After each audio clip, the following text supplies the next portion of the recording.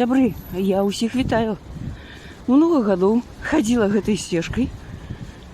А сёння, побачьте, на моем пути сказочное место.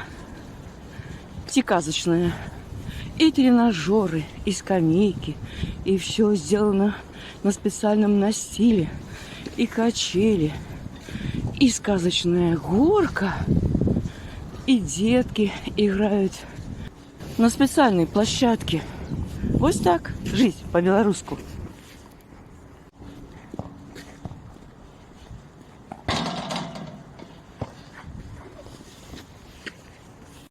А это я зашла во двор школы.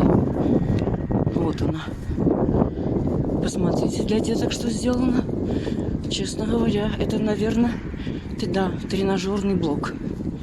Вот такая красота. Тоже специальный настил. Все в определенном таком формате сделано. Первый раз вижу. Классно.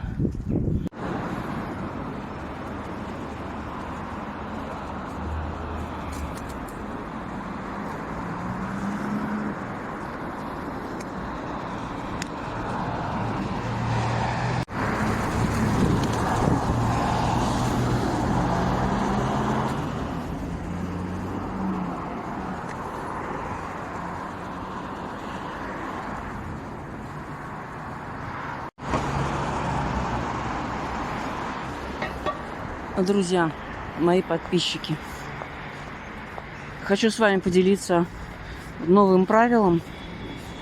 Если получаешь посылку из Китая за своих детей, например, сын заказал, и я всегда получала за сына. И достаточно было паспорта. То сейчас нет. Нужно доказать, что он твой сын. Если у тебя в паспорт он не вписан, значит, приносить нужно свидетельство о рождении. Я считаю, это глупость в век цифровой жизни нашей. Так что, почта, ты где-то сделала прокол.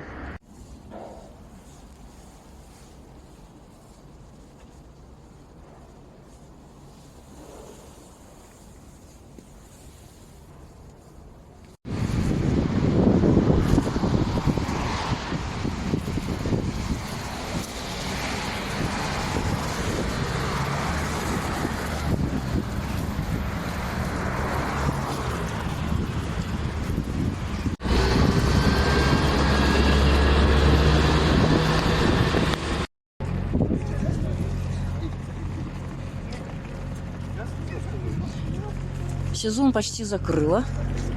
Осталось отключить колонку, накрыть крыльцо и кое-что забрать там. Раз все равно туда едем. Вот такая красота. Такой прекрасный теплый вечер. А это такой шикарный дизель едет в столицу.